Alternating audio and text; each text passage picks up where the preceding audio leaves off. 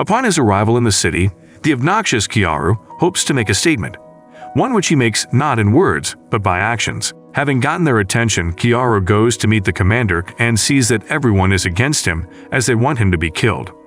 He sees that he has a very bad welcome, due to the fact that he is framed as someone that has killed their princess, and he begins to get excited.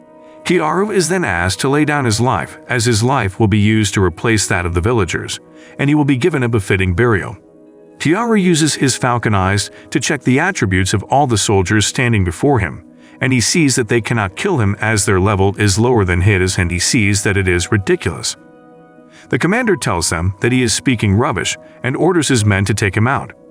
Kiaru uses his abilities to take out the soldiers, and the people become surprised at his actions. He tells the commander that he has come to save the villagers from meeting a very disastrous end. He begins to move closer to them, and the soldiers try to go close to him, but he uses his ability to disappear from the bondage of the soldiers, and they all become surprised. Kiaru then asks the commander what will happen if he moves, and the commander orders the soldiers to begin to kill the villagers, and tells Kiaru that 4 of the villagers are dead due to the fact that he refuses to listen to them. Angry that 4 of his villagers have been killed, he begins to go close to them, telling them that he is going to kill them all so as to save the villagers, but the guards think he has gone mad, and one of them tries to attack him, but Kiaru kills him. The commander becomes surprised and asks them to activate the barrier, and Kiaru remains on a spot because he has set a trap for them. Seeing that they are all putting on a pendant, and they begin to feel weak. They begin to die, covering Kiaru completely in blood, and the commander notices that it is caused by the necklace and instructs his soldiers to take off the necklaces on them. While Kiaru begins to talk to the commander and his soldiers, he realizes that the barrier is affecting the villagers as it is a poison to them, and he realizes that it is making them weak. Kiaru sees that the commander plans on killing every one of them, but the commander denies any involvement in the poison, as he is also surprised that the barrier is serving as a poison. Suddenly, an hologram of Princess Flare appears, begging them as she begins to tell them the truth she has learnt about the Gerural Kingdom and how Kiaru saved her, but the people begin to doubt her and begin to wonder if they should believe her. The princess begins to sing and uses a magic that only she can use, and the people begin to believe her as she is the only one that can do that. The princess tells her people about all that Kiaru has done for her, and she tells them that she cannot fight the battle of changing the kingdom alone, urging them to all join in. After the speech, Kiaru sees that the princess has lit a fuse, and all would be done even if he is no longer there, and he disappears. Suddenly, the people become very angry, and they charge towards the commander and his soldiers, killing all of them and freeing the villagers. Back at the barn, Kiaru begins to talk about the incident that has happened, and suddenly, Ledred Goldman comes in, and Kiaru gives him a bag filled with gold coins and tells him to treat a friend of theirs that is wounded as the poison has gotten to him. However, Goldman thinks that he is soft, but Kiaru tells them that he is not soft, but he is down because his home village was destroyed, and it was his fault. Kiaru also tells Goldman to try to make the boy have a rethink, as he is the only one he could draw out from captivity.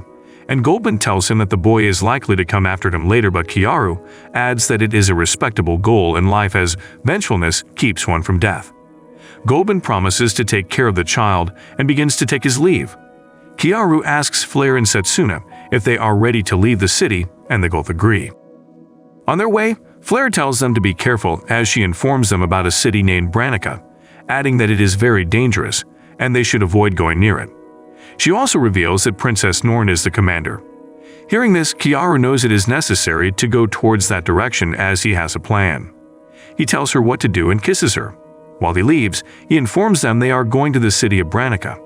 The girls ask him why they are going there, but he tells them that there is someone he wants to see and begins to recount what he would do to Blade and Bullied when he sees them. Meanwhile, Norn in her castle realizes that the people she has are very incompetent and begins to walk on the body of one of her servants, stepping on his mini sausage. Also, they begin to devise a way to take care of Kiaru and her sister, who she calls a traitor. On the other hand, Flare, who could not still remember anything from her previous life, and Setsuna begin to make happy noises as they work out with Kiaru. The next day, Kiaru wakes up and tries to fix the broken staff while the ladies are asleep. He begins to talk about a gemstone and wonders what he will do if he gets a hold of one of them. He also remembers Bullet and Blade and the revenge he plans on getting on them. Days later, they arrive at Branica, and the girls see that it is fully dominated by both humans and monsters. They become confused about what is happening in the city, and Kiaru tells them about the story of how the Joro Kingdom was at battle with demons and how they were in defensive positions. He continues to narrate the story as they get into a restaurant and are asked to share a table with someone. Kiaru asks the girls to eat and they find the food is delicious. He then asks the men to tell them about the city as they just arrived, and the men agree to tell them about it. The men begin to tell them how the demons agreed to coexist together and how they decided to work with the humans, hand in hand, to build a stable city. The girls begin to wonder how they help each other, and the men tell them how some of the taxes are paid with blood, making the girls realize that it's a mutual thing and the city is amazing. Suddenly, the attendant at the restaurant comes in and asks him if he can share his table with someone else, and he agrees, but to his greatest surprise he sees that it is the demon lord he has seen in his vision and finds it hard to believe. Kiaru begins to use his abilities to check out if it is truly her, and he sees that her hair color is different, but it is definitely her. He also sees that she has a fathomable power lying inside her, but he decides to ignore it, and they continue to eat. Flair, who finds the food delicious, feels there is no such technique of preparing that in the Joro Kingdom and asks the men about the demons, and they begin to tell her about the different kinds of demons that they have. He tells her there is a demon lord that controls all of them, but no one has seen the demon lord before. Kiaru then tells them that the demon lord is staying at the same table with them, which they find hard to believe, and tell him that they can take her if she was actually the demon lord. The lady asks if he is drunk, and Kiaru tells her that she looks like the demon lord he knows, and she tells him he has gotten it all wrong as she is just an insignificant demonic being. Kiaru then offers to let her eat from their meal as an apology for the joke he made about her being the demon lord, and she accepts the meal and asks him why he would call her the demon lord. Kiaru tells her that he has seen the demon lord years ago, but she had silver hair, but the demon amongst them tells him that the traits he has mentioned is similar to the Black Wind tribe, and there is an order to get them all killed, which Kiaru sees as an unsettling thing to say. After the meal, Kiaru notices the demon is leaving and asks for her name, but she tells him not to get involved in her affairs again as he is going to get killed. Kiaru thanks her for the advice as he advises her to defend against the incoming attack with all that she got, and she becomes surprised. Suddenly, the restaurant is attacked, and most of the demons are knocked down. Kiaru sees that she could hold off the attack all alone, and how she is able to prepare an attack that will take long to assemble. Then he sees that she has been hit with a paralyzing poison that has caused her to fall down. Kiaru then asks her if she needs help, as he is ready to protect her, which she tells him she does need help as Kiaru smiles, and tells the demons that he is going to protect her. He takes down one of the demons and tells Setsuna to hit the raptor as they leave the location.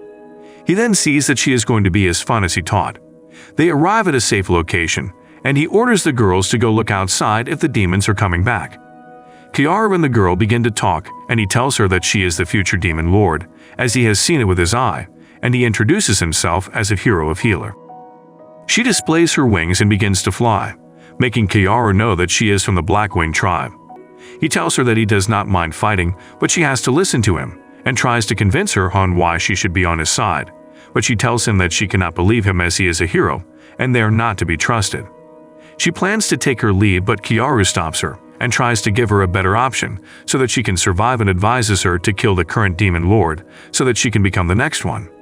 She becomes stunned at the offer given to her and asks him what his true intentions are, which he reveals that he wants the heart of the demon lord. She stops and tells him she would like to think about what he has said overnight. The following morning, she wakes up and sees Kiaru working out with the other girls and becomes surprised as she begins to wonder if he is after her body. Kiaru then tries to get her to work out with him since she claims she is an adult and she can do what she has seen them doing. On the other hand, he tries to touch her, but she is scared and calls for her mother. Later that morning, they begin to talk at the table where the demon begins to wonder if Kiaru is a good person or a bad one, but Flair and Setsuna assure her that Kiaru is a good person, but she still feels like she is being played. At the table, he asks her again to join forces with them and assures her that she will be protected at all cost by Flair and Setsuna. They continue their conversation until she later agrees to join him, seeing that he has promised to stop the fighting, and also assures her that he will help out to kill the demon lord and get her heart. She hopes that he is not after her body in the end, and he tells her that he is not, as he will not want to risk the life of Flair and Setsuna, all because he fell for her. After breakfast, Kiaru begins to ask her if she can take care of demons, and she tells him that she can, but they are very difficult to take care of. Kiaru then decides to help her out and asks her what kind of demon it is, and she tells him that it is not just a demon but a god. Kiaru becomes surprised and asks what the name of the god is, which she tells him is the divine bird of fatal diseases, Caladrius. Kiaru remembers the story of the bird and begs her to go see it. She asks him if he is out of his mind for requesting to go see the bird that can cure and spread diseases. Kiaru then tries to convince her by telling her that she needs more combat power if she wants to defeat the demon lord, although she agrees with him but also reminds him that they will be facing a lot of diseases and she is not ready for the trial. Kiaru reminds her that he is the hero of recovery, and he says that it is important to do it while the odds are still in his favor. She agrees but tells him that there are many conditions to be considered before and tells him that they will have to go round the planet.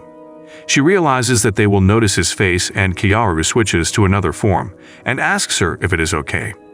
Kiaru goes back to the pub and sees that it has been demolished. Then he hears a demon heading towards him and asking where the girl is. Kiaru tries to tell him that he has gotten the wrong person, but the demon tells him that his scent will continue to follow him even if he changes his face. Kiaru defeats the demon and brings back goodies to his home and asks Setsuna if she will be able to track them so that they can attack them at midnight. Suddenly the girls begin to undress in front of Kiaru as they plan to work out with him again. Eve, the demon girl, becomes surprised because she wonders why they are free to change in front of Kiaru as they like. Later at midnight, Kiaru and Setsuna go to attack the demons by firstly causing an attack to get their attention, and later make some other members of the Mad Cow tribe pass out. Kiaru then places them in a hole, and as soon as they wake up, he asks them if their group is the set of group that are after Eve, and he promises to leave if they give him an answer. They tell him they are the only ones that know about the candidate for the demon lord, but Kiaru deceives them and tells them that he will leave in 2 weeks as a star meme. The Mad Cow tribe becomes surprised, and he also tells them that they will have to feed on their cows inside the hole since they complain that they will starve to death. Later back at the inn, Kiaru got 2 beds in a room, and the girls saw that they were very comfortable. On the other hand, Eve begins to ask him if he can get another room because of the activities he does with the girls, and she does not want to be a part of. Kiaru then tells her that more attackers are coming, and it will be easy to protect her if they share a room. He then tells her that he cannot hold back as the happy noises will be a sweet lullaby for her. As soon as she gets used to it, my disappointment is immeasurable, and my day is ruined. The following day, Kiaru takes Flare out to buy a staff for her, and as soon as she gets the one she likes, he tells her to fill it with magic, but he notices that there is a resistance in the staff and asks her to try again. She tries it for the second time, and she sees that it flows more smoothly, and she can master any ability she wishes to. The attendant at the shop becomes surprised and asks him if he can do what he did to 2 other staff and promises to pay him back 1/3 of what he has already paid for his staff. But Kiaru begins to negotiate with him to drop half of it. The attendant agrees and does what the merchant wants, and he sees that it's an amazing skill, and he asks him who he is. While they are still negotiating, they suddenly hear that the Joral army is coming, and Kiaru tells Flare to go to the inn without him. He then goes to a high spot to see what is going on and notices that it's Norn. She happens to be with a force that he cannot just defeat easily. Looking further, he sees that she is also with someone he has been wanting revenge on for a long time, which is Blade, the hero of the sword.